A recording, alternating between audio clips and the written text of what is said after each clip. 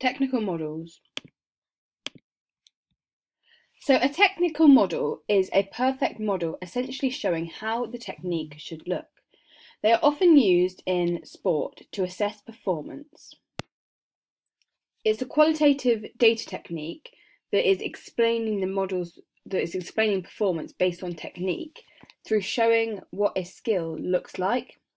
So the model explains technique of a skill via words opposed to numbers, which is what notational analysis is centered around. So notational analysis is all about numbers, but technical models is all about qualitative data, which is around words. Technical models can be used for comparison via looking at the quality of the skill performed. So here, by comparing maybe an elite athlete to not so elite athlete. So by looking at the quality of skill performed by a player in comparison to that of the model. Models also provide knowledge and insight into the skill, the correct and most effective way to perform it. A coach may use a technical model to teach a skill to players in their team or to improve a player's technique of a skill. Weaknesses of the performance of the skill can be identified, which can then be worked on and strengths can then be reinforced. It involves breaking down skills within a sport, so breaking down a skill, like a backhand in tennis, for example, into very simple technical components. It can then enable incorrect technique to then be more easily identified, which in turn can then be improved on and changed to enhance performance. These technical models producing qualitative information can also be used alongside quantitative numerical analysis to gain an insight and in-depth and detailed understanding of performance.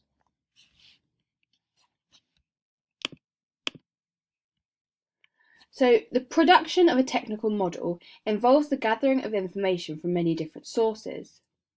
There can be some debate over what the perfect model is, how it should be created and how it should be determined. There are a few main sources at which this information can be collected to formulate a technical model. These include literature-based, elite athletes, and a combination approach. Literature-based information involves the use of online sources, books, manuals, CDs, etc., to construct the perfect technical model. Often at, for example, level 1 coaching courses, they provide many different resources such as booklets, manuals, CDs, etc. to provide information from national bodies, for example, Netball England, on the rules of the game, the best technique, how to do certain things. And these sources all describe how a skill can be best performed in a game. A range of different literature resources are best to use so that the most perfect model can be generated and created. So it may involve breaking down each literature resource and using separate parts from each resource and combining them in order to construct the perfect model. Elite athletes can also be used as they are at such a high level due to their technique. So observing their technique, analysing and breaking it down. So breaking down the athlete's skill is a good way to understand the most effective technique for each skill. Athletes have the best technique, making them so elite. So by watching the best individuals in the world, their technique can be replicated and used to construct the perfect model for how to perform a skill. Elite athletes are taught by professional coaches who use technical models to teach the athletes and improve the athlete's performance. And then the combined approach involves the use of both literature resources and elite athletes in combination. This approach to developing a perfect technical model would be considered best, as using the different sources provides a greater understanding of how the best way to perform a skill is. Also, using a greater range of sources of information is better, as it can be seen as more objective, due to the fact that there's less bias, as it will be less subjective. So by using a range of different resources, you're getting a wider overview, a wider range of different perfect skills and perfect techniques that can help in the generation of a perfect model. So there are 3 phases of performance which include preparation, execution and recovery. The preparation stage is the movements that occur in advance or in preparation of the performing the skill. The execution stage is the movements that are done to complete the main part of the skill, and then the recovery stage is the ending movements of a player once they've completed the skill. This usually enables a player to regain their balance and positioning after completing the skill. So now we're going to talk about the 3 phases of performance in relation to a chess pass in netball. So the preparation stage, the first stage, first of all, the player will start off, starts off with the eyes. So I'm going to kind of break it down into coaching points. So coaching points are often generated for a technical model, which can be produced. So first of all, it's eyes. So first of all, a player should have their eyes focusing on where they want the ball to go. So in the preparation stage, they want their eyes focusing on where they want the ball. So they want the eyes on the player.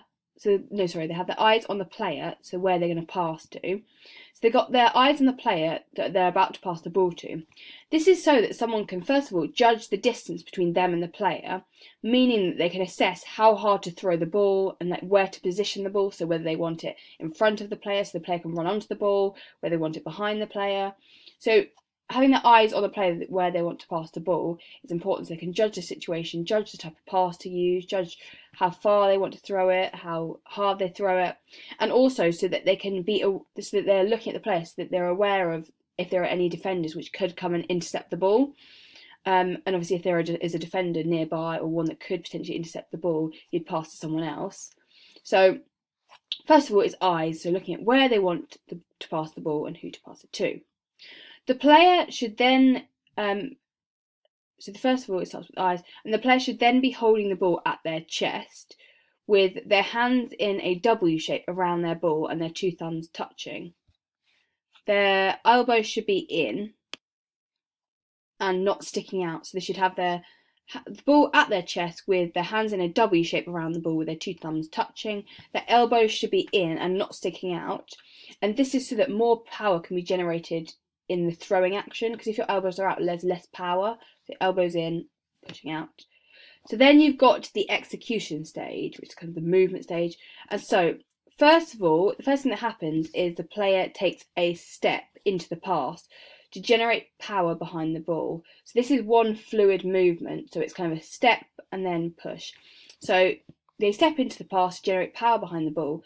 So one foot will remain in contact with the floor. So they'll have their 2 feet together, one foot, they'll then step forward, and then one foot, and the weight will be shifting and moving to the front foot.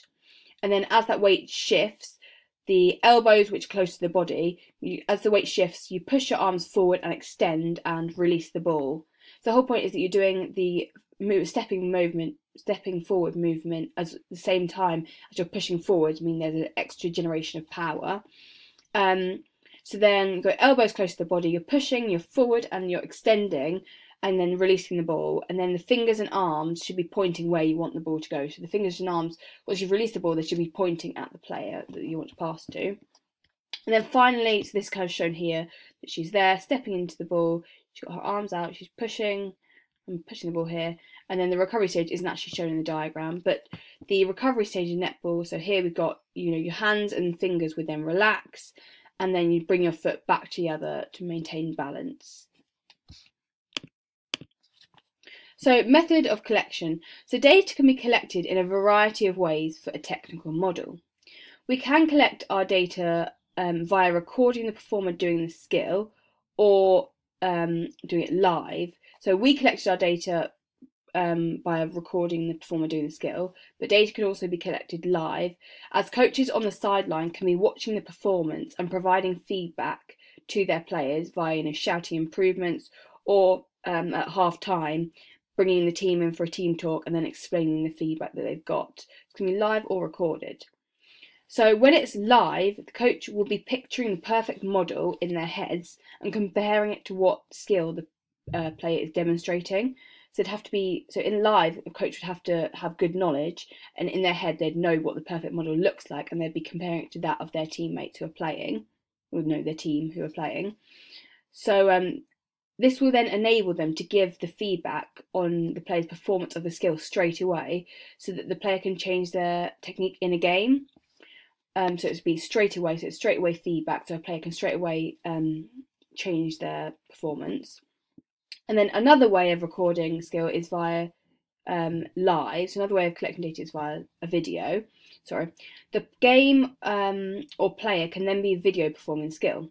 This is better in some aspects than doing it live, as the performance can then be replayed, analysed, and looked in at greater depth into. It can also be useful in showing the players' performance themselves, as when they're performing it, they obviously can't see themselves doing it. So if they can visually see it, they'll kind of grasp better what they're doing well or what they're not doing so well. And when videoing a skill, it's also very important for the person who's doing the recording to make sure that they think about, for example, their positioning.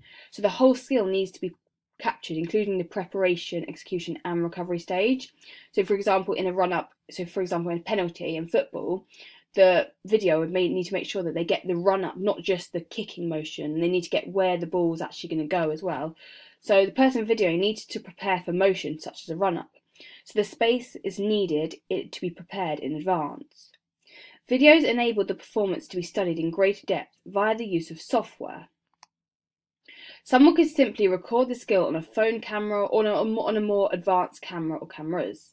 So maybe using more than one camera at different angles, so one camera shot from multiple angles. This will mean that the whole skill is captured from a variety of different angles, and if it's from different angles, a greater amount of depth can be analysed, and the greater you can see the skill from different angles. So maybe they might have the hand positioning wrong, which may not be captured from one angle but may be captured from another angle.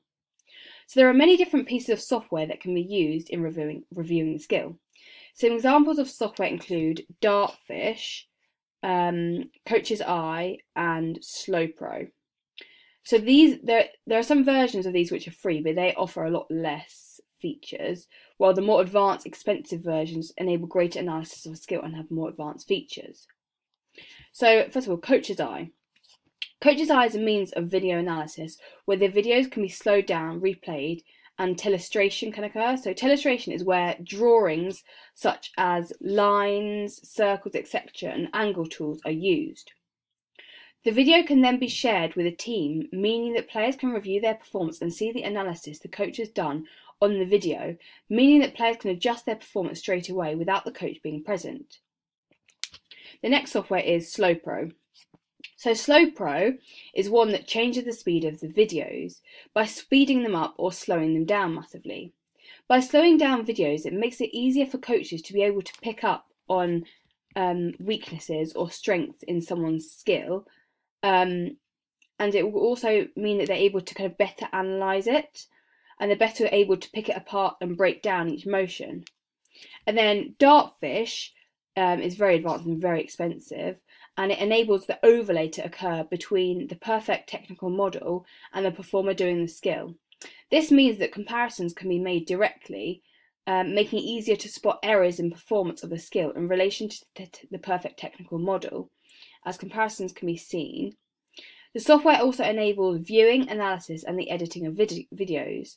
Some other features include enabling videos to be slowed down, zoomed in, split screen, multi-video, drawing, and audio to be added to the videos, and much more. This allows for a greater analysis of the skill, leading to better performance.